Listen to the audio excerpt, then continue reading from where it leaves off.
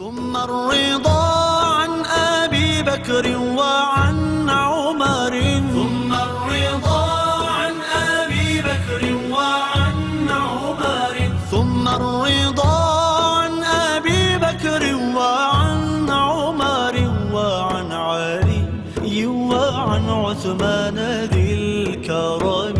مولاي صل وسلم دائما أبدا على حبيبك خير الخلق كلهم. اعوذ باللہ من الشیطان الرجیم، بسم اللہ الرحمن الرحیم۔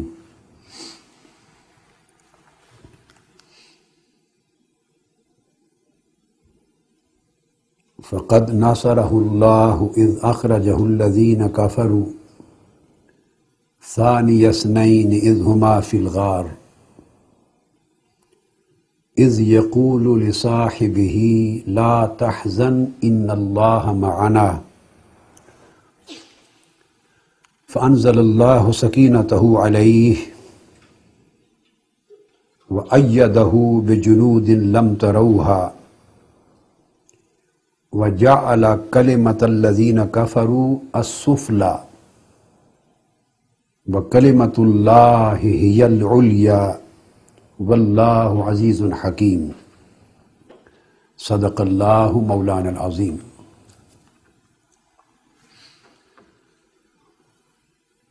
محترم مشائخ اعظام، پیران کرام، علماء اور اساتذہ کرام، عزیز طلباء دین، جملہ اہل علم و فکر،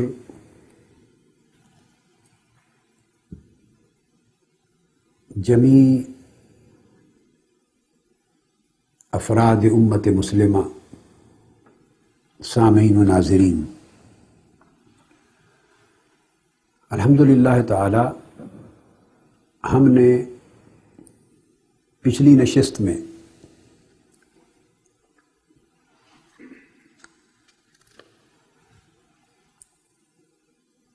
قرآن مجید کی آیات کریمہ سے خلفائے راشدین اور صحابہ کرام کا عظیم تذکرہ شروع کیا تھا،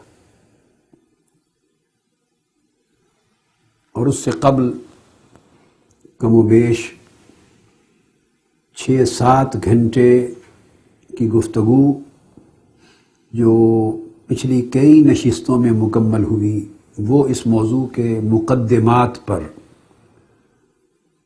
اور بنیادی اور اصولی کلیات پر مشتمل تھی، تاکہ نفس موضوع کا بنیادی تصور، اس کے بنیادی مقدمات وہ ذہن نشین ہو جائے، اور وہ گفتگو ساری قرآن مجید، احادیث نبوی، نہج البلاغہ اور دیگر شیعہ حضرات کی نہایت معتبر کتب کے حوالے سے، اور خاص طور پہ خطبات سیدنا مولا علی المرتضیٰ کرم اللہ وجہ الکریم کے حوالے سے تھی۔ پچھلی نشست میں اسی آیت کریمہ کی تفسیر میں بیان کر چکا ہوں۔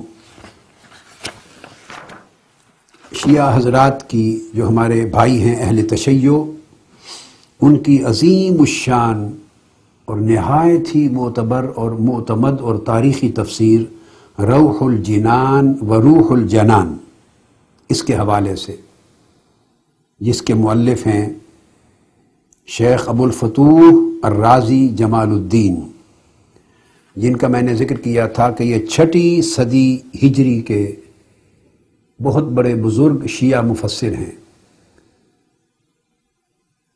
یعنی ان کا زمانہ وہ ہے، آپ سمجھیں، جو حضور سیدنا غوث العظم رضی اللہ تعالیٰ عنہ اور امام ابو الحسن شاذلی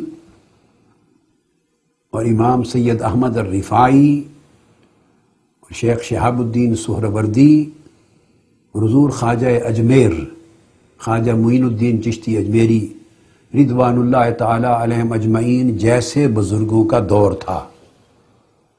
یہ اس دور کے نہایت معتبر معتمد ثقہ ترین مفسر ہیں، جن کی کتاب سے تفسیر سے بڑی تفصیلی گفتگو ہم کر چکے، اور جنہوں نے سیدنا صدیق اکبر رضی اللہ تعالیٰ عنہ کی صحابیت کو قطعیت کے ساتھ قرآن مجید سے ثابت کیا۔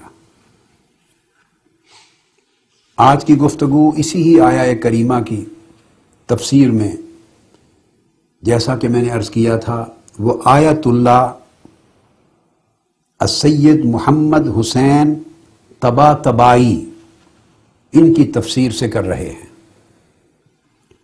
بہت بڑے نامور بزرگ ہیں اور اہل تشیع کی علمی تاریخ میں ان کا پایہ بہت بلند ہے۔ آیت اللہ طباطبائی، ان کی تفسیر ہے المیزان فی تفسیر القرآن، نمی جلد ہے، نمی، جس جلد میں یہ آیت کریمہ اور اس کی تفسیر آئی ہے۔ آیت کریمہ سورہ توبہ کی ہے، آیت نمبر 40۔ اب اس آیت کریمہ کو بیان کرنے کے بعد میں اجمالاً عرض کر دوں کہ اس امر میں اہل سنت اور اہل تشیع دونوں، ہر دو طرف کے ائمہ تفسیر اور علماء تفسیر اور علماء اور محققین، ہر دو طرف کے، ان کا اجماع ہے اس بات پر، اہل سنت اور اہل تشیع کے درمیان اس امر پہ کوئی اختلاف اور نزاع ہی نہیں ہے کہ یہ آیہ کریمہ سیدنا ابو بکر صدیق رضی اللہ تعالیٰ عنہ کی شان میں نازل ہوئی۔ تو قاعدہ کلیہ جو ذہن نشین کرنے کا ہے وہ یہ کہ کہیں تو قرآن مجید ذوات مقدسہ صحابہ کرام ہوں یا اہل بیت اطہار ہوں، ان کا ذکر عموم کے ساتھ کرتا ہے، اجمالی طور پہ کرتا ہے، اور تخصیصاً کسی ایک فرد کے لیے نہیں کرتا۔ اس سے مراد سارے صحابہ کرام اور جمیع اہل بیت اطہار کے نفوس قدسیہ ہوتے ہیں۔ کبھی تو ایسا ہوتا ہے، کبھی ایسا ہوتا ہے کہ بہت سی آیات کریمہ قرآن مجید میں نازل ہوئی، مگر ان کی تعویل کرتے ہوئے، تفسیر کرتے ہوئے صحابہ کرام سے، تابعین سے، اتباع التابعین سے اور علماء تفسیر سے مختلف اقوال مروی ہوتے ہیں۔ یعنی وہ یہ کہتے ہیں کہ یہ آیت فلاں کی شان میں نازل ہوئی، یہ آیت فلاں فلاں کی شان میں نازل ہوئی، اور اس پر اہل علم اور اہل تفسیر کے ہاں اختلاف ہوتا ہے، یعنی کئی اقوال پائے جاتے ہیں۔ سو وہ کئی اقوال کہ فلاں کی شان میں نازل ہوئی، دوسرے تابعی نے کہا فلاں فلاں کی شان میں نازل ہوئی، بعض دیگر تابعین نے کہا فلاں کی شان میں نازل ہوئی، بعض دیگر علماء نے کہا اس کا اطلاق فلاں پر ہے۔ یہ اقوال مختلفہ اہل سنت کی کتب تفسیر میں بھی پائے جاتے ہیں اور اہل تشیع کی کتب تفسیر میں بھی ہوتے ہیں۔ یہ دوسری قسم ہے کہ اس پر تعویل میں، تشریح میں، تعبیر میں، اطلاق میں، انطباق میں، منطبق کرنے پر اختلاف ہوتا ہے، اور کوئی کسی قول کو ترجیح دیتا ہے، کوئی کسی قول کو ترجیح دیتا ہے۔ یہ دوسری قسم ہے۔ تیسری قسم ایسی آیات کریمہ کی ہے کہ جو کسی ایک شخص کے لیے وارد ہوئی، نازل ہوئی، اور اس پر کسی کا اختلاف ہی نہیں ہوتا، اس کی تعبیر و تشریح پر، اس کے اطلاق و انطباق پر، کہ فی من نزلت لا خلاف فیہ، کہ کس کی شان میں نازل ہوئی اس پر کوئی اختلاف نہیں ہوتا۔ یہ تیسری قسم ہے۔ اس کے بعد ایک چوتھی قسم بھی۔ یہ تیسری قسم یوں ہے کہ مثلا کوئی اختلاف نہیں اہل سنت کے ائمہ تفسیر میں، صحابہ کرام، تابعین، اتباع التابعین سے لے کر ائمہ تفسیر تک اہل سنت میں سارے متفق ہیں کہ فلاں کی شان میں نازل ہوئی، یا اہل تشیع سارے متفق ہیں کہ فلاں کی شان میں فلاں کے بارے میں نازل ہوئی الگ. یہ تیسری قسم ہو جاتی. چوتھی قسم ایسی آیات کریمہ کی ہے، اور یہ آیت کریمہ اس چوتھی قسم میں آتی ہے جس پر جمی اتفاق ہے، کامل اجماع ہے، اہل سنت کا بھی اور اہل تشیع کا بھی. نہ اہل سنت کی کتب میں دوسری رائے اور دوسرا قول ہے، نہ اہل تشیع کی کتب میں کوئی دوسری رائے اور دوسرا قول ہے. دونوں گھر جس پر مجتمع متفق ہیں. اتنا بڑا اتفاق کسی ایک آیت کریمہ کی تفسیر پر کم مواقع پر ہوتا ہے کہ یہ فلاں شخص کی شان میں نازل ہوئی. سب سے بڑا اجماع اور اتفاق ہے، اور یہ وہ آیت کریمہ ہے جس پر اہل سنت اور اہل تشیع میں گویا امت کا، صحابہ کرام اور تابعین سے لے کر اہل بیت اطہار سے لے کر آج کی اس سال، اس صدی تک جس میں ہم زندہ ہیں، 1500 سال کی تاریخ میں ہر دو مذہب میں سے کسی طرف کا اختلاف نہیں ہوا. یہ ہے خاص نکتہ جس پر میں سامعین کو، ناظرین کو اور سمجھنے والوں کو اور اہل حق کی تلاش کرنے والوں کو بطور خاص متوجہ کرنا چاہتا ہوں. اتنا بڑا اجماع اور اتفاق ہے کہ یہ حضور علیہ الصلوۃ والسلام کے ساتھ جس کا ذکر ہے ثانی اثنین، دو میں سے دوسرا، اس سے مراد صرف اور صرف اور صرف سیدنا صدیق اکبر رضی اللہ تعالیٰ عنہ. نہ اس پر شیعہ مفسرین نے دوسری بات کہی، نہ اس پر اہل سنت کے مفسرین نے دوسری بات کہی. اب یہ بات میں نے بہت زور دے کر اس لیے کہی کہ اختلاف تو اس پر رہا نہیں کہ قرآن کا یہ مراد ہے، قرآن کی مراد.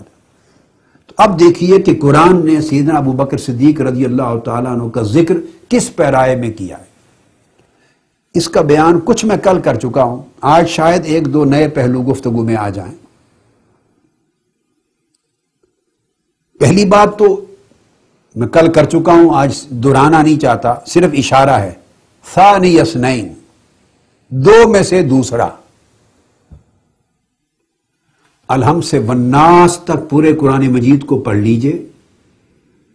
نہ کسی اور صحابی کے لیے، نہ کسی اہل بیت اطہار میں سے کسی نفس مقدس کے لیے یہ ٹائٹل پورے قرآن میں اللہ نے وارد نہیں کیا. یہ ٹائٹل قرآن مجید میں اللہ رب العزت نے کسی کے حق میں نازل نہیں کیا. ثانی اثنین. اب دیکھیے اس میں شان کا اظہار بھی ہے اور عظمت کا اخفاء بھی ہے، چھپایا ہوا ہے اثنین کے پردوں میں، دو میں سے دوسرا. یہ ابو بکر صدیق رضی اللہ تعالیٰ عنہ ہے، اور یہ ایک ایسا بیان اخفاء ہے جس میں گویا فنا اور انضمام ہے. اس کو کہا ہے دو میں سے دوسرا جسے مقام فنائیت حاصل ہے، گویا جدائی کی دیوار کو گرا دیا ہے، تفریق کی دیوار کو مسمار کر دیا ہے. اور آگے فرمایا اذ ہما، جب وہ دونوں غار میں تھے، اذ ہما فی الغار.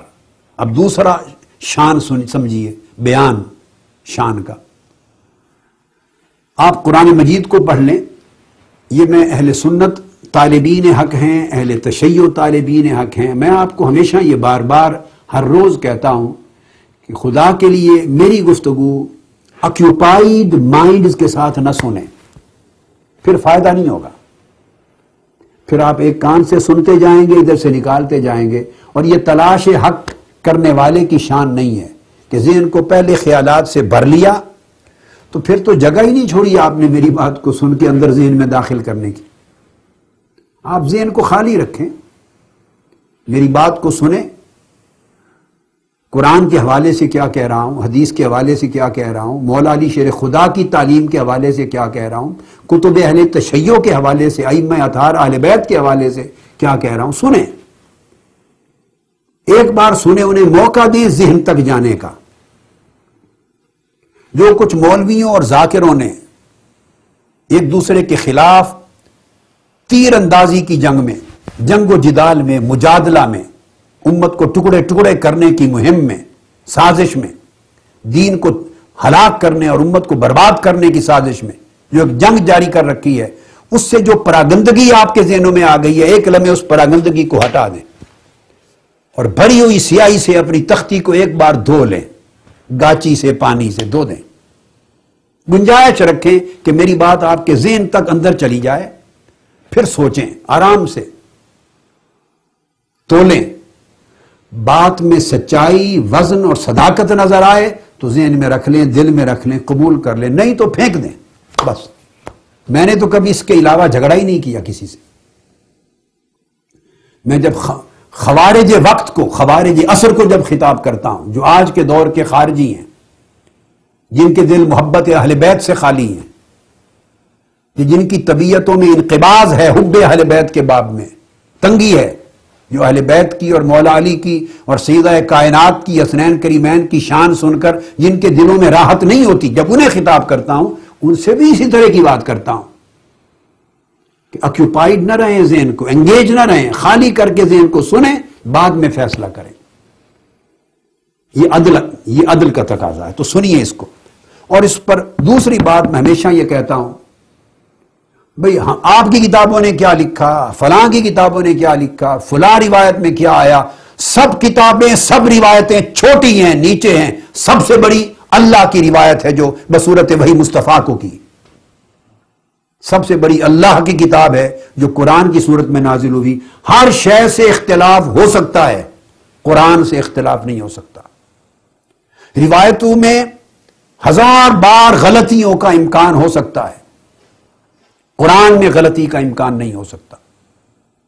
قرآن کی حفاظت کا ذمہ اللہ نے، قرآن کی آیت کسی نے گھڑ کے نہیں ڈالی، روایتیں بہت لوگوں نے گھڑ کے ڈالی، دور بنو امیہ میں بھی اور دور عباسی میں بھی، اس طرف سے بھی، اس طرف سے بھی۔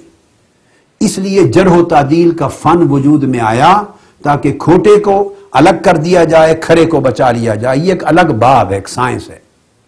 قرآن پر کسی جرح و تعدیل کے فن کا اطلاق نہیں ہے، سبحان اللہ، کیونکہ یہ لوگوں کی روایت نہیں ہے، راویوں کے ذریعے نہیں ہے روایت، اللہ رب العزت نے براہ راست بھیجا، اور ایک ہی ٹرانسمیٹر راوی ہے درمیان میں، سیدنا جبرائیل امین، اور جبرائیل امین نے اتنا لفظ بھی نہیں بولا جو عام راوی بولتا ہے، قال رسول اللہ، اتنا بھی نہیں کہا یا رسول اللہ، قال اللہ بھی نہیں کہا، یہ لفظ ایڈ کرنے کی بھی اجازت نہیں تھی، جو اللہ نے نازل کیا قلب مصطفیٰ پہ اتار دیا، اس میں کوئی دخل اندازی نہیں ہے۔ تو دوسرا کلام فرمایا اذ ہما فی الغار، جب وہ دونوں غار میں تھے۔ اب جو بات کہنا چاہتا ہوں، آپ الحمد سے والناس تک پورے قرآن مجید کا مطالعہ کر لیں، دو باتیں کلیئر ہیں، آپ کو نہیں ملیں گی کہ اللہ اپنا ذکر کرے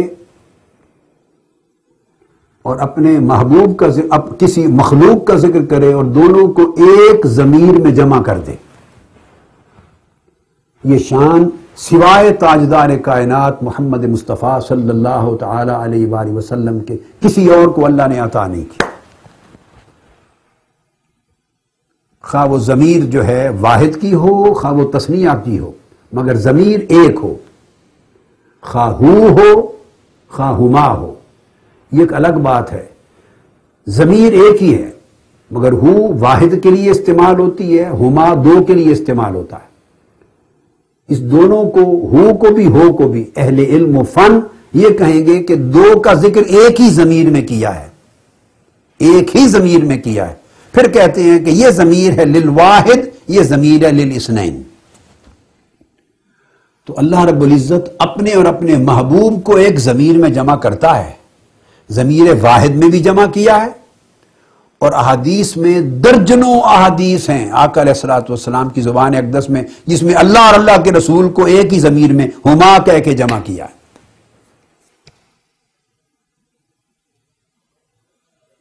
ایک استثناء ہے، اس کے سوا کوئی استثناء نہیں۔ اب یہ پوزیشن مخلوق کی ہے۔ آقا علیہ الصلوۃ والسلام کا تذکرہ جب آتا ہے تو بہت کم ہے کہ حضور اپنے ساتھ کسی اور کو ملا کے تو ایک ضمیر ہما کی استعمال ہوئی ہو، الگ الگ ذکر آتے ہیں۔ اب یہ حدیث نبوی کا مضمون نہیں ہے، یہ قرآن ہے۔ قرآن میں اللہ تبارک و تعالیٰ نے مصطفیٰ کو صلی اللہ علیہ وسلم اور اس محبوب صحابی مصطفیٰ ابو بکر صدیق کو، دونوں کو اکٹھا ایک ضمیر میں بیان کیا ہے۔ اللہ نے قربت کے بیان کی انتہا کر دی ہے، دونوں کو جمع کرنے، ان کی قربت، ان کی فنائیت انتہا کر دی ہے بیان میں۔ اذ ہما فی الغار، جب وہ دونوں غار میں تھے، تو جب ہما ایک ہی ضمیر تثنیہ میں جب دو کو جمع کر دیا جائے تو اس کا مطلب ہے اللہ رب العزت کا یہ فیصلہ ہے کہ مصطفیٰ اور میرے مصطفیٰ کا یہ غلام ابو بکر کبھی جدا نہیں ہوں گے۔ جب اللہ نے ہما بنا کر دونوں کو ایک ضمیر میں جمع کر دیا، جن کو اللہ نے جمع کر دیا ان کو کوئی اور انسان جدا کیسے کر سکتا ہے؟ یہ صدیق اکبر کیسے حضور سے جدا ہو سکتے ہیں؟ ان کا جدا ہونا تو پھر معاذ اللہ اللہ کے کلام کو غلط کر دے گا، نفی کر دے گا، تکذیب کر دے گا۔ کیونکہ اللہ جب کلام کرتا ہے تو ایک دن کا علم نہیں رکھتا، یہ نہیں کہ اس ہفتے کا حال جانتا ہے اور اگلے ہفتے کا معلوم نہیں، مہینے سال کا حال جانتا ہے، اگلے سال کا معلوم نہیں، 23 سال کا حال جانتا ہے یا 10 سال کا، تو وصال رسول صلی اللہ علیہ وسلم کے بعد کا حال معلوم نہیں۔ اللہ کے علم کی شان یہ نہیں ہے، ازل سے ابد تک وہ سارا علم رکھتا ہے، عالم الغیب والشہادہ۔ جب وہ ایک شان کسی کو دیتا ہے تو آگے پیچھے سب کچھ دیکھ کر دیتا ہے، اس کو علم ہے کہ یہ نہ غار میں جدا ہوئے ہیں اکٹھے ہیں اور بعد از وفات مزار میں بھی اکٹھے رہیں گے۔ اذ ہما فی الغار اشارہ کر رہا ہے کہ یکونا ہما فی المزار، یہ دونوں مزار میں بھی اکٹھے ہوں گے۔ یعنی حضور کے وصال کے بعد میں بھی ہما میں جو جمعیت پیدا کر دی تھی، شان جمع، وہ کبھی ختم نہیں ہوگی۔ یہ خاص نقطہ ہے۔ پھر تیسری بات، اذ یقول لصاحبہ، پھر ارشاد فرمایا جب وہ اپنے صحابی سے کہہ رہے تھے۔ اس پر بات ہم کر چکے، آج بھی آئے گی کہ واحد مقام ہے جس میں قرآن مجید نے، اللہ رب العزت نے قرآن میں ان ہزارہ نفوس قدسیہ میں سے ایک شخص کو چن کر اللہ نے اپنی زبان سے صحابی کہا ہے۔ جس کو اللہ نے صحابی مصطفیٰ کہا، کوئی مسلمان سوچ سکتا ہے کہ حضور کے وصال کے بعد وہ شان صحابیت سے گر جائے گا؟ اس کا مطلب ہے معاذ اللہ اللہ کو غلطی لگی یہ کہتے ہوئے۔ اب اللہ نے جس کو صحابی ڈکلیئر کر دیا تو اس کی صحابیت کو منسوخ کرنے کے لیے پھر قرآن کی آیت چاہیے، نص صریح، نص قطعی اور معین اور خاص۔ اس کو روایتیں اور واقعات، اباطیل اور قصے، کہانیاں اور تذکرے کروڑ بھی جمع ہو جائیں تو اللہ کی قرآن کی اس کتاب کی نص صریح کو اور نص قطعی کو منسوخ نہیں کر سکتے، جو اپنے مورد میں اور اپنے اطلاق میں بھی قطعی۔ لہذا سیدنا صدیق اکبر کی شان پر تو گفتگو کرنا تو صریحاً قرآن کو جھٹلا دینا ہے، منفی گفتگو کرنا۔ اذ یقول لصاحبہ، پھر فرمایا لا تحزن ان اللہ معنا۔ اب تک تو معیت تھی رسول کی اور ابو بکر صدیق کی، دو کی۔ اب تیسری اس مقام پر فرمایا ان اللہ معنا، اللہ ہم دونوں کے ساتھ ہے۔ اب اللہ کی معیت بھی مصطفیٰ اور ابو بکر صدیق کو مل گئی، اب تین ہو گئے، اللہ، رسول اور ابو بکر رضی اللہ تعالی عنہ۔ ان اللہ معنا، اللہ ہم دونوں کے ساتھ، ورنہ آقا علیہ السلام فرما دیتے اللہ میرے ساتھ ہے، ابو بکر نہ گھبراؤ، ہمیں کوئی گزند نہیں پہنچا سکتا، نہیں، فرمایا اللہ ہمارے دونوں کے ساتھ۔ تو بولیے جن کے ساتھ اللہ ہو کیا ان کے قدم بھی کبھی لڑکھڑا سکتے ہیں؟ اللہ اپنی مائیت کی ضمانت دے دے اور زبان مصطفیٰ سے دے، یہ وہ مائیت نہیں ہے جو عمومی مائیت ہر ایک کو نصیب ہے۔ نحن اقرب الیہ من حبل الورید، عمومی بات نہیں ہے، یہ خصوص کے ساتھ کلام ہے۔ اور پھر پانچواں درجہ، مائیت ایسی نہیں ہے کہ مائیت ملی اور چھوٹ گئی، نہیں، فانزل اللہ سکینتہ علیہ، اس پر سکینت اللہ نے ان کے دل پہ نازل کر دی تاکہ مرتے دم تک استقامت نصیب ہو جائے۔ اب مائیت محمدی اور مائیت الہیہ میں استقامت بھی نصیب ہو گئی، استقامت بھی نصیب ہو گئی۔ یہ 5 شانیں ہیں جو اس ایک آیت کریمہ میں سیدنا صدیق اکبر رضی اللہ تعالیٰ عنہ کے مقام کو بلند کرتی ہیں۔ اب یہ آیت اللہ تبا تبائی، اس آیت کریمہ کے تحت میں نے جیسے کہ عرض کیا تھا کہ اس پر کوئی اختلاف نہیں اہل سنت اور اہل تشیع کے درمیان، اب اس پر دلیل لا رہا ہوں۔ یہ کتاب المیزان، اس کی جلد 9 صفحہ 279 279، اس میں آپ لکھتے ہیں والمراد بصاحبہ هو ابو بکر، اگلا لفظ غور سے سنیے، للنقل القطعی، یہ روایت قطعیہ ہے، اس میں کسی شک و شبہ کا امکان نہیں، اس کو رد کرنا اپنے ایمان کو خراب کرنا ہے۔ یہ لفظ لکھے ہیں آیت اللہ طباطبائی نے، هو ابو بکر للنقل القطعی، کیا ضرورت تھی اگلا لفظ لکھنے کی؟ انہوں نے ہر شک و شبہ کی جڑ کاٹ دی۔ اس کے بعد آیت اللہ طباطبائی ہی خود اپنی تفسیر میں پھر بحث معصور بھی لاتے ہیں، روایات کی بحث بھی لاتے ہیں، اور روایات سے اور مرویات سے بھی حدیث قرآن مجید کی تفسیر کو ثابت کرتے ہیں۔ اس میں حضرت عبداللہ ابن عباس رضی اللہ تعالیٰ عنہ، اور یہ صحابی بھی اہل بیت میں سے، اور مولا علی شیر خدا کے مصاحبین میں سے، حضرت ابن عباس اہل بیت میں سے، حضرت عباس بن عبد المطلب کے صاحبزادے، اور سیدنا مولا علی شیر خدا کے اسی طرح سگے چچا زاد بھائی۔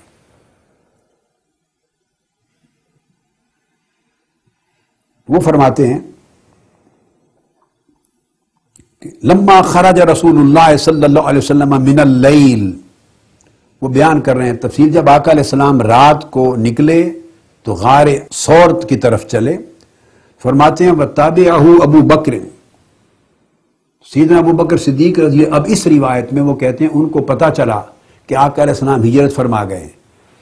ایک روایت آتی ہے کہ آقا علیہ السلام سیدنا ابو بکر صدیق کے گھر گئے اور ان کو ساتھ لے کے چلے، ساتھ لیا۔ ایک روایت ہے کہ آپ چلے اور سیدنا صدیق اکبر کو خبر تھی، آپ ان کے پیچھے چلے، یہ اللہ نے آگاہ کر دیا تو ان کے پیچھے آئے۔ انہوں نے دوسری روایت کو لے کر بیان کیا ہے، لطیف بات، اب یہاں آقا علیہ السلام کے اعتماد کا اظہار ہو رہا ہے کہ سیدنا ابو بکر صدیق کی وفاداری اور جان نثاری پر حضور علیہ السلام کا اعتماد کتنا تھا، کامل یقین۔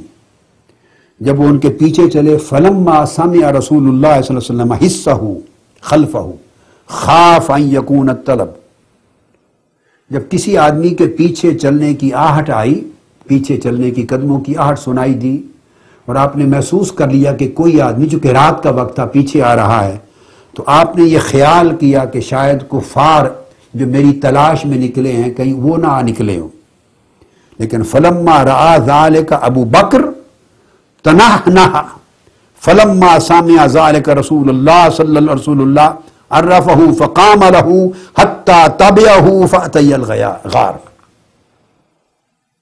اور جب آپ کو پتہ چلا کہ ابو بکر صدیق رضی اللہ تعالیٰ عنہ ہے، آقا علیہ السلام خوش ہو گئے، ویلکم کیا اور کھڑے ہو گئے، ان کو پہچانا، انہوں نے اپنی پہچان کروائی، اور آپ کھڑے رہے سیدنا ابو بکر صدیق کی آمد کی انتظار تک کہ مجھے مل لے۔ جب وہ آپ سے مل گئے، اتنی دیر کھڑے ہو کے انتظار کیا، تو تب دونوں مل کے غار میں گئے۔ اس پر کہتے ہیں اذ ہما فی الغار، جب وہ دونوں غار میں۔ پھر آیت اللہ طباطبائی لکھتے ہیں قال فما کا سا ہوا و ابو بکر فی الغار ثلاثۃ ایام، رسول اللہ صلی اللہ علیہ وآلہ وسلم اور حضرت ابو بکر دونوں غار ثور میں 3 دن اور 3 راتیں قیام پذیر رہے۔ باقی تفصیل میں بیان کر چکا ہوں کہ 3 دن اور 3 راتیں جب قیام پذیر رہے تو اس وقت پھر آپ کے صاحبزادے عبد الرحمن بن ابی بکر صبح و شام گھر سے کھانا پہنچا جاتے اور آپ کا غلام عامر بن فہیرہ بکریوں کے لا کے دودھ پہنچا جاتا، تو پورا گھر سیدنا صدیق اکبر کا آقا علیہ السلام کی نوکری پہ لگا رہا۔ اب ایک اگلا ریفرنس دے رہا ہوں، اہل تشیع حضرات کی بہت بڑی معتبر کتاب ہے، تفسیر کی کتاب البرہان فی تفسیر القرآن، البرہان۔ اس کے مصنف ہیں سید ہاشم بن سلیمان بن سید اسماعیل بن سید عبد الجواد الحسینی البہرانی، 1107 ہجری میں ان کا انتقال ہوا۔ اس تفسیر کی کتاب کا اور چھپی ہوئی ہے قم سے، مطبع علمیہ قم، مطبع علمیہ قم کی چھپی ہوئی تھی، میزان بھی ایران کی چھپی ہوئی تھی۔ تمام کتب جن کے ریفرنس دے رہا ہوں یہ سب قم اور تہران کی چھپی ہوئی۔ 1393 ہجری کا مطبوعہ ہے، طبع جو میرے پاس ہے اس وقت، مطبع علمیہ قم کا، اس کی دوسری جلد ہے اور طبع ثانیہ ہے، سیکنڈ ایڈیشن ہے یہ۔ اب اس حدیث، اس آیت کریمہ کی تفسیر میں وہ بیان کرتے ہیں کہ آقا علیہ السلام نے سیدنا صدیق اکبر رضی اللہ تعالیٰ عنہ کو کشف بھی کرایا غار ثور میں، ان کی آنکھوں پر ہاتھ رکھا اور انہوں نے دیکھا سیدنا ابو بکر صدیق نے کہ حضرت جعفر بن ابی طالب اور ان کے لوگ دریا میں آ رہے ہیں، سمندر میں کشتی میں سوار آ رہے تھے، ان کو وہ منظر دکھایا، اور مدینہ طیبہ میں انصار جو انتظار کر رہے تھے آمد مصطفیٰ کی، تو غار ثور سے بٹھا کر مدینہ بھی دکھا دیا۔ یہاں ایک بڑی دلچسپ روایت بیان کرتے ہیں صاحب برہان صفحہ 126 پر اسی آیت کے تحت، اور سید رضی، یہ سید رضی ہیں جو مؤلف اور مرتب ہیں نہج البلاغہ کے، وہ اپنی کتاب الخصائص میں روایت کرتے ہیں، الخصائص میں، اور بیان کرتے ہیں کہ یہ اسناد مرفوع کے ساتھ ہے۔ بس آگے میں نے آپ کو عرض کیا تھا کہ ان کے یہاں بالعموم روایت کو، سند پوری کو، روات کو بیان کرنے کا رواج نہیں، بس لکھ دیا کہ اسناد مرفوع کے ساتھ روایت کرتے ہیں، اور راوی جو ہیں سید رضی ہیں لکھنے والے اپنی کتاب الخصائص میں، کہتے ہیں کہ مولا علی شیر خدا امیر المومنین سیدنا علی رضی اللہ تعالیٰ عنہ کے ایک شاگرد نے، آپ کے اصحاب میں سے ایک کسی نے پوچھا، این کنت حیث ذکر اللہ نبیہ و ابا بکر ثانی اثنین اذ فی الغار اذ یقول لصاحبہ لا تحزن ان اللہ معنا۔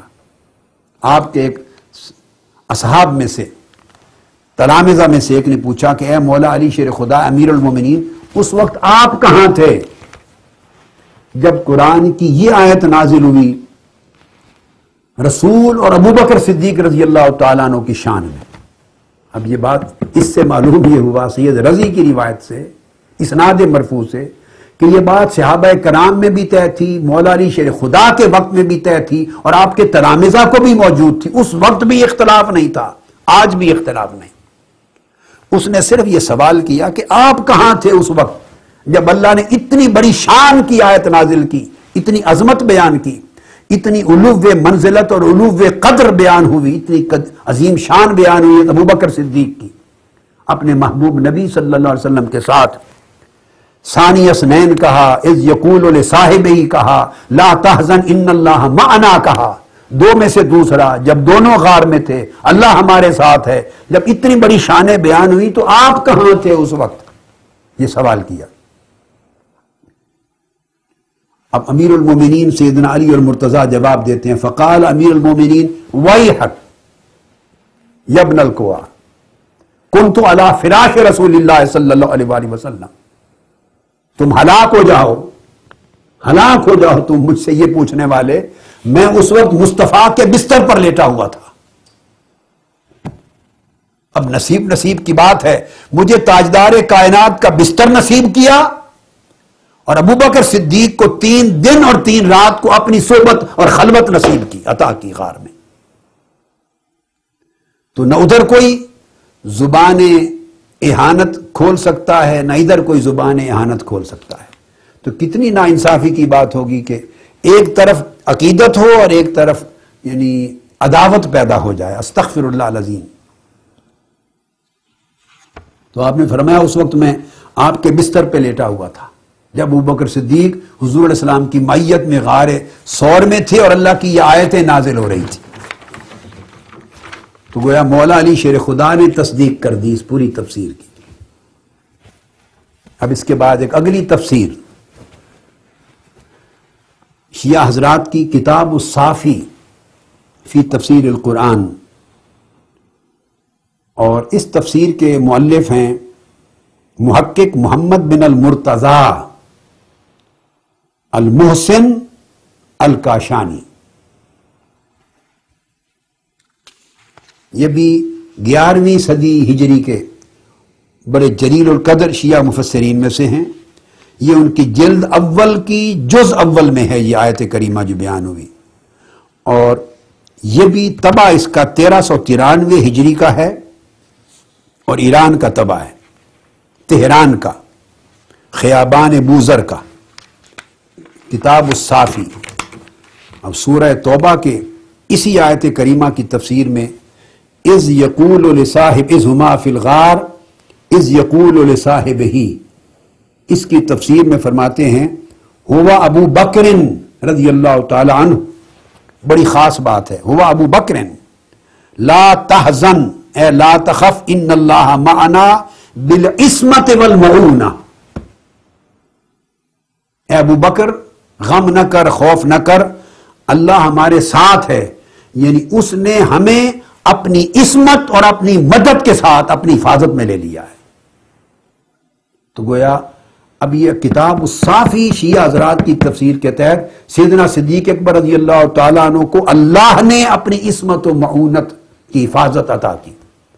تو جس صحابی رسول کو اللہ اپنی عصمت اور معونت کی حفاظت عطا کرے، اس کے قدموں میں کبھی بھی زندگی تا دم حیات تزلزل آ سکتا ہے۔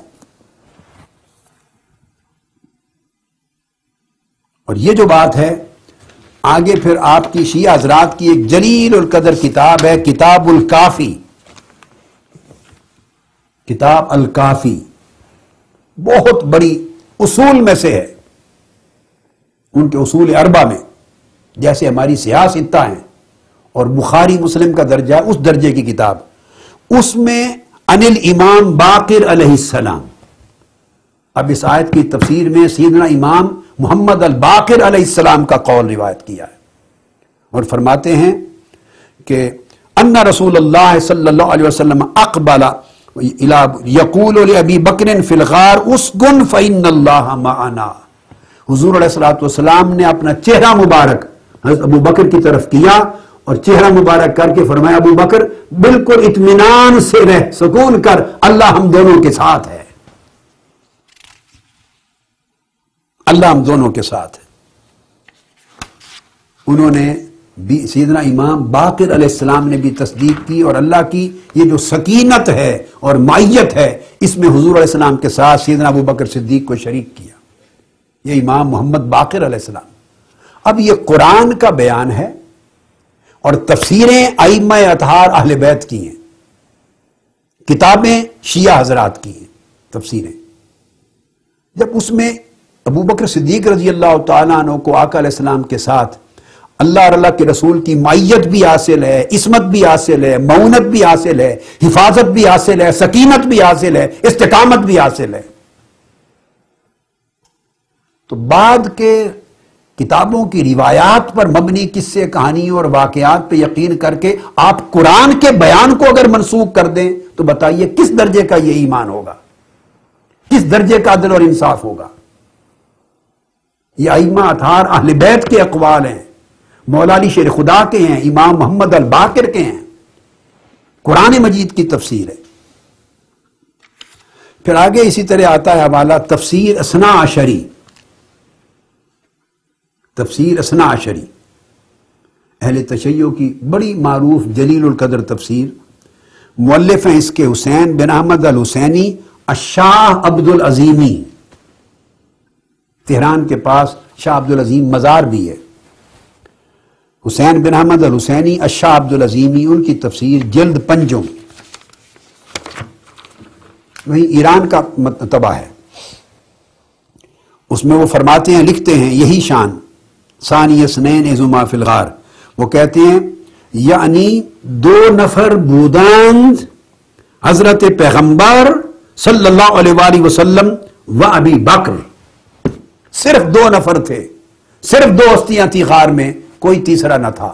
ایک حضرت پیغمبر صلی اللہ علیہ وآلہ وسلم تھے، ایک ابو بکر صدیق رضی اللہ تعالی عنہ میں تھے۔ آگے کرتے ہیں اذ ہما فی الغار، یہ ذکر ہے قرآن میں جب وہ دونوں غار میں تھے۔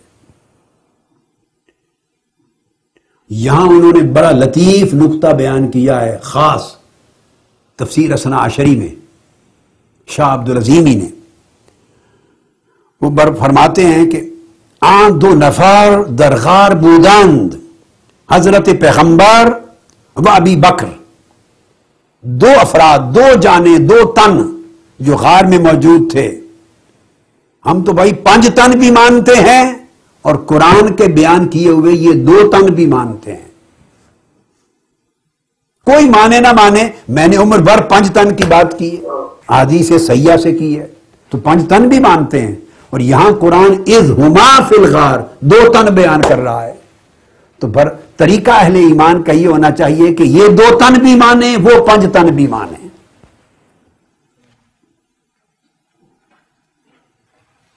اور وہ آگے بیان کرتے ہیں بڑی خاص بات، درآں حال نصرت فرمود حق تعالی پیغمبر صلی اللہ علیہ وآلہ وسلم را منفردن از ہر شیء مگر ابی بکر۔ بڑی عجیب بات کی، انہوں نے کہا کہ اس مقام پر اللہ تعالیٰ نے جو اپنی نصرت بھیجنے کی بات کی، اپنی مدد کی، اپنی سکینت کی، اپنی معیت کی، اللہ نے اپنی نصرت کی، سکینت کی، معیت کی جو بات کی، وہ رسول اللہ صلی اللہ علیہ وآلہ وسلم پر اتاری، اور اس کو ساری کائنات کے نفوس سے، کائنات انسانی کے جملہ افراد سے منفرد جدا کر دیا، صرف اور صرف اس میں شریک کیا ابو بکر صدیق کو۔ دیکھ لیں، اب یہ میرا کلام تو نہیں ہے، میں پھر دوہرا رہا ہوں، اہل تشیع حضرات، نوجوان نسل، پڑھے لکھے لوگ، میں نے آپ کو عرض کیا سنیت اور شیعیت کو تھوڑی دیر ذرا ایک سائیڈ پہ رکھ لیں، ٹیبل پہ رکھ لیں، ایک سائیڈ پر ذہن خالی رکھ لیں، اور تفریقے کے ماحول سے نکل کر خالی ذہن ہو کر قرآن اور قرآن کی تفسیر ائمہ اطہار اہل بیت کی زبان سے، کتب شیعہ سے، بس اس کو سنیے۔ یہ تفسیر جو میں نے آپ کو حوالہ دیا ہے، تفسیر اثنا عشری جلد 5، حسین بن احمد الحسینی الشاہ عبد العظیمی، وہ کہتے ہیں کہ اللہ نے جو مدد و نصرت و معیت و سکینت اتاری اس وقت، اسے منفرد کر دیا، ساری کائنات کے ہر فرد کو اس سکینت خاصہ سے الگ کر دیا، تو صرف مصطفیٰ پر اتاری اور شریک کیا پوری دنیا میں فقط ایک فرد کو، ابو بکر صدیق حضور کے ساتھ، ان کو خاص کر دیا۔ تو جس کو اللہ نے ساری کائنات سے جدا تنہا یک تن کو مصطفیٰ کے ساتھ جوڑا، ہم حضور کے وصال کے بعد اسی کا ہی پھوڑنا ثابت کرنا چاہتے ہیں، تو یہ قرآن کی تکذیب نہیں تو اور کیا ہوگی؟ میرے بھائیوں، میرے عزیزوں، بس ٹھنڈے دل سے ذرا سوچئے، یہ نقطہ نظر بعد کے ادوار فتن کی پیداوار ہے۔ جب بنو امیہ اور بنو عباس کے زمانوں میں جھگڑے شروع ہو گئے تھے، اور جھگڑوں میں، اختلافات میں، ایک دوسرے کے خلاف غلط روایتوں کے گھڑنے میں، واقعات گھڑنے میں، تو طرح طرح کے راوی جیسے کئی پیدا ہو گئے، جیسے بارش کے موسم میں بدنی مینڈک اور کیا کیا نکل آتا ہے، اس طرح راوی اور لکھنے والے اور بیان کرنے والے قصہ خواں پیدا ہو گئے۔ متابے تو تھے نہیں، ہاتھ کے قلمی نسخے ہوتے تھے، وہ روایتیں گھڑتے گئے، سندیں بناتے گئے، واقعات کتابوں میں آ گئے۔ اب ان واقعات پر جب ایک دوسرے کے خلاف علمی اعتقادی جنگ جاری تھی، عداوت تھی، اس ماحول کے وضع کردہ راویوں کے واقعات پر اعتماد کر کے آپ عقیدہ بنا لیں اور قرآن نے نص صریح میں جو کچھ بیان کیا ہے اس کو چھوڑ دیں اور قرآن کا فیصلہ بھی ان واقعات کی روشنی میں کرنا چاہیں تو گویا یہ قرآن تو رد ہو جائے گا۔ نہیں، بلکہ میں کہوں گا جو کچھ واقعات میں ملے ان کا فیصلہ قرآن سے لیں، اگر قرآن کے حکم کے مطابق ہو تو قبول کریں اور قرآن کے حکم سے ٹکراؤ ہو تو ان کو رد کر دیں، قرآن پر ایمان رکھیں۔ یہ ہے قاعدہ۔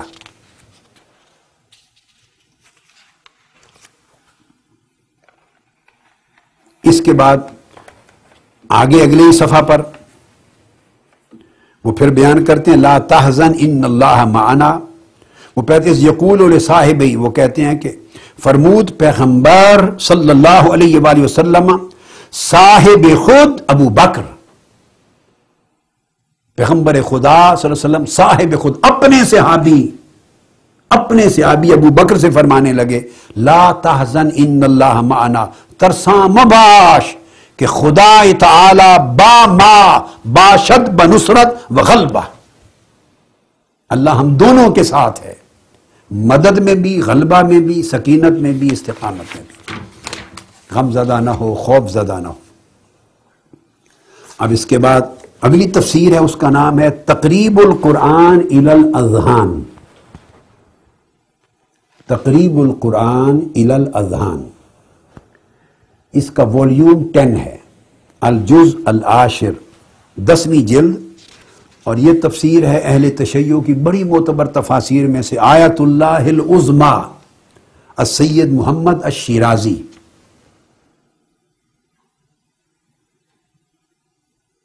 یہ وہ زمانے میں جس طرح جب آیت اللہ خمینی تھے، آیت اللہ گل پائگانی تھے تہران میں، میری ان سب سے ملاقات ہوئی ہے 1981-82 میں جب میں ایران گیا تھا ایرانی گورنمنٹ کی دعوت پر، تو آیت اللہ خمینی، آیت اللہ العظمی خمینی سے ملاقات ہوئی، ایک کھانا انہوں نے کیا میرا۔ تہران کے آیت اللہ العظمی گل پائگانی سے ملاقات ہوئی، آیت اللہ العظمی منتظری سے ملاقات ہوئی، آیت اللہ العظمی مرعشی سے ملاقات ہوئی، اور آیت اللہ العظمی شیرازی سے ملاقات ہوئی۔ یہ اس زمانے کے مراجع تھے 7 جن کے فتویٰ سے ایرانی انقلاب کی بنیاد بنی تھی، اور جنہوں نے حتیٰ کہ آیت اللہ خمینی کو اپنا امام اور پیشوا اور نائب امام مقرر کیا تھا۔ یہ مراجع اور مصادر تھے، اتھارٹیز تھے، اور اہل تشیع کے ہاں ان کی تقلید جائز ہے، ان کو وہ مجتہد مطلق تصور کرتے ہیں، ان کی تقلید جائز ہے، اس پائے کے لوگ ہیں۔ اب ان کی کتاب تقریب القرآن الی الاذہان 10ویں جلد، حوالے اس لیے دے رہا ہوں تاکہ معلوم ہو سکے کہ کہیں اختلاف نہیں۔ وہ کہتے ہیں جب آقا علیہ السلام مکہ معظمہ سے نکلے تو فقط آپ کی ذات تھی و ابو بکر، وَإِذْ هُمَا فِي الْغَارِ إِذْ يَقُولُ الرَّسُولُ لِصَاحِبِهِ وَهُوَ أَبُو بَكْرَ رضی اللہ تعالی عنہ لا تحزن ان اللہ معنا فانزل اللہ سکینتہ علیہ۔ میں نے عرض کیا نا آپ کو، قدماء سے لے کر آج کی اس صدی تک کہیں اختلاف نہیں، اس لیے میں ہر زمانے کی تفاسیر کا ریفرنس دے رہا ہوں۔ اسی طرح ایک اور دور جدید کی بہت بڑی معتبر تفسیر شیعہ حضرات کی التفسیر الکاشف، علامہ محمد جواد مغنیہ کی التفسیر الکاشف، اس کی جلد 4 ہے، اس کے اندر بھی یہی بات کرتے ہیں۔ وہ بیان کرتے ہیں اس آیت کو بیان کر کے المراد بثانی اثنین والصاحب، وہ لکھتے ہیں کہ ان دونوں کلمات سے مراد ثانی اثنین کون ہے اور اذ یقول لصاحبہ صاحب صحابی کون ہے، کہتے ہیں وہ ابو بکر۔ ثانی اثنین بھی ابو بکر ہیں اور صاحب ہی میں بھی مرجع ابو بکر کی طرف ہے ضمیر کا، لأنہ کان مع النبی فی ہجرتہ صلی اللہ علیہ وآلہ وسلم، اور حضور علیہ السلام نے ان کو چنا تھا ساتھ لے جانے کے لیے۔ اب ایک اور بڑی قدیم تفسیر کی طرف آ رہا ہوں. شیعہ حضرات کے قدیم مراجع میں مجمع البیان، عرف عام میں اسے تفسیر طبرسی کہتے ہیں. مجمع البیان شیخ ابو علی الفضل بن الحسن الطبرسی، یہ بھی ان کی وفات 548 ہجری میں ہوئی، یعنی حضور سیدنا غوث العظم رضی اللہ تعالیٰ عنہ کے وصال سے بھی 12 سال قبل. میں آپ کو زمانے بتا رہا ہوں کہ قدیم زمانے سے آج جدید اور ہمارے دور تک کسی زمانے میں اختلاف نہیں رہا صحابیت قطعیہ پر ابو بکر صدیق رضی اللہ تعالیٰ عنہ کی قطعی صحابی ہونے پر. تو جب قطعی صحابی پر اجماع رہا ہے امت کا قرآن کی وجہ سے، تو یہ منسوخ کیسے ہو گئی، بدل کیسے گئی؟ کیا کوئی واقعہ اس قرآن کی قطعیت کو کینسل کر سکتا ہے، تبدیل کر سکتا ہے، قرآن کے کلام کو معاذ اللہ غلط ثابت کر سکتا ہے؟ تو اس کی 5ویں جلد ہے، اس میں بھی وہ یہی بات بیان کرتے ہیں، اور وہ کہتے ہیں نص صریح ہے. یہ بات بھی توجہ سے سننے والی. ثانی اثنین کہتے ہیں یعنی انہو کان ہوا و ابو بکر رضی اللہ تعالیٰ عنہ، صرف حضور اور ساتھ ابو بکر صدیق تھے.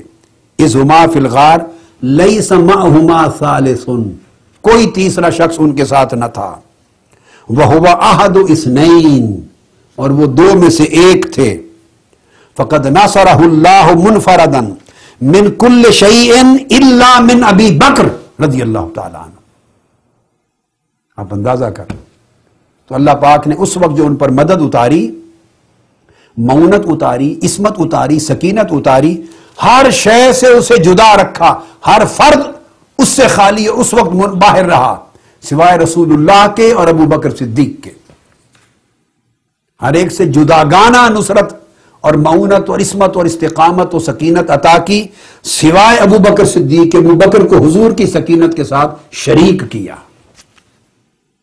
تو جس کو اہل بیت کے امام اور شیعہ مفسرین یہ بیان کریں کہ ہر ایک سے منفرد اس سکینت و معیت میں اور معونت و عصمت میں اللہ نے ابو بکر صدیق کو تنہا حضور علیہ السلام کے ساتھ شریک کیا. صرف یہ سوال سوچنے کا ہے کہ جس پر اللہ کو اتنا اعتماد ہے، جس کی وفاداری پر، جس کی ثابت قدمی پر، جس کی جانثاری پر، جس کی صحابیت پر، جس کی قربانی پر، جس کے اخلاص پر، جس کی حسن نیت پر، جس پر اللہ کو اتنا اعتماد ہے کہ 5 لقب دے کے ایک آیت میں بیان کر رہا ہے، اور 1400 سال سے ائمہ اہل بیت اور کتب شیعہ کا بھی اتنا اجماع ہے. تو بتائیے کوئی دلیل اس قرآن سے بڑھ کر ہو سکتی ہے کہ جو اس ابو بکر صدیق کے اعتماد کو توڑ دے، معاذ اللہ اس اعتماد کو شکستہ کر دے اور کہے کہ وہ اللہ کے اعتماد پہ پورے نہیں اترے؟ تو پھر ابو بکر صدیق کا نقص نہیں ہے، اس اعتماد کرنے والے رب کے علم غیب پر شبہ ہوگا، اس کی وحدانیت پر، اس کی ربوبیت پر، اس کی توحید پر زد آئے گی، قرآن پر زد آئے گی معاذ اللہ. اب اس باب میں آخری تفسیر جو اس آیت کریمہ کے تحت کوٹ کر رہا ہوں، پھر ہم قرآن مجید کی اگلی آیت کریمہ کی طرف جائیں گے. وہ تفسیر نمونہ ہے. یہ تفسیر نمونہ پڑھی ہے ساری، یہ پوری جو آپ دیکھ رہے ہیں یہ تفسیر نمونہ پڑھی ہے میرے پاس. تو یہ تفسیر نمونہ بہت بڑی معروف تفسیر ہے اہل تشیع کی، اور استاد محقق ناصر مکارم شیرازی کی، اور اس کی 7ویں جلد ہے، 7ویں سورہ توبہ کی تفسیر میں. اور اس میں بھی وہی بات کرتے ہیں کہ اس سفر میں، سفر پر خطر میں، وہ کہتے ہیں کہ سوائے ابو بکر صدیق کے حضور علیہ السلام کے ساتھ اور کوئی نہ تھا.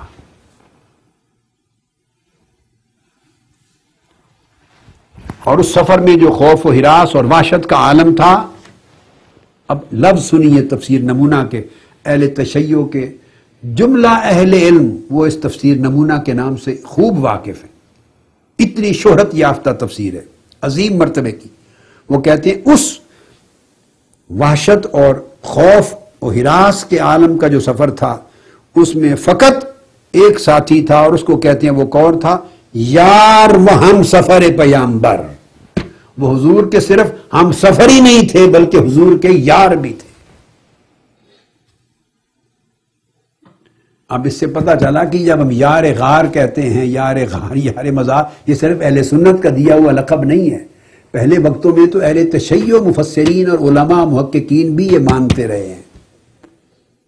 اب فتنوں کا دور ہے، جھگڑے فساد کا دور ہے، تو اب جو بچے یا جو لوگ بیٹھ کے ٹی وی پر یا کسی کے خطاب یا مجلسوں پر سنتے ہیں، انہوں نے کون سی یہ کتابیں اٹھا کے دیکھنی ہے؟ جو بتا دیا وہ سن لیا، جو چھپا دیا وہ رہ گیا. وہ کہتے ہیں یار و ہم سفر پیامبر. ابو بکر صدیق رضی اللہ تعالیٰ عنہ حضور کے ہم سفر بھی تھے، صاحب اور یار بھی تھے. تو وہ پیامبر اورا دلداری داد، ان کے دل کو خوش کرنے کے لیے، محبت کی اظہار کے لیے، ان کو سکون دینے کے لیے گفت غم مخور خدا باماست. اے میرے یار، اے میرے ہم سفر اور میرے یار، غم نہ کر، اللہ ہم دونوں کے ساتھ ہے. وہ کہتے اذ یقول لصاحبہ لا تحزن ان اللہ معنا.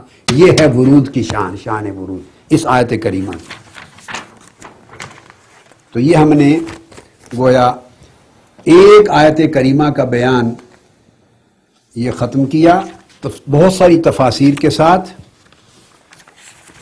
اور اگلی آیت کریمہ انشاءاللہ تعالی ہم اگلی نشست میں شروع کرتے ہیں. سب میرا پیغام یہ ہے کہ جو کچھ آپ نے سنا قرآن مجید کی، تو ایک نص ہی کافی ہوتی ہے، ایک نص. اور یہاں تو درجنوں سنیں گے آپ آیات کریمہ قرآن مجید میں، کوئی سیدنا ابو بکر صدیق کی شان میں. مگر جب میں یہ کہہ رہا ہوں شیعہ کتب تفسیر کے حوالوں سے، میں اہل سنت کی تفاسیر کی کتابوں کو اس سیریز آف لیکچر میں ٹچ بھی نہیں کر رہا ہوں، ہاتھ بھی نہیں لگا رہا. اس سیریز میں کوئی سیدنا صدیق اکبر کی شان میں آیت بیان ہوگی، کوئی سیدنا فاروق اعظم کی شان میں، کوئی سیدنا عثمان غنی کی شان میں، جن 3 صحابہ کرام کا خلفاء کا انکار بعض اوقات غلطی سے ذہن میں آتا ہے، جن کے خلاف ذہن بنائے گئے ہیں. اور کچھ خلفاء اربعہ چاروں کی شان میں، کچھ جمی صحابہ کی شان میں، کچھ ان کی خلافت راشدہ کی شان میں. اس کے بعد پھر آپ سوچئے گا کہ اگر قرآن مجید اتنا واضح اور قطعی اور صریح ہے ان کی شان میں، تو کیا بعد کے واقعات اور گھڑی ہوئی روایات اس قابل ہیں کہ وہ قرآن کو منسوخ کر دیں اور قرآن کی دی ہوئی تعلیم کو معاذ اللہ رد کر کے نیا نقطہ نظر ڈیولپ کر دیا جائے؟ اس سوال پر میں آپ کو سوچنے کے لیے وقت چھوڑتا ہوں، اور ابھی اگلی نشست میں انشاءاللہ تعالی اگلی آیت کریمہ سے بات کو شروع کریں گے. وما علینا الا البلاغ. ثم الرضا عن أبي بكر وعن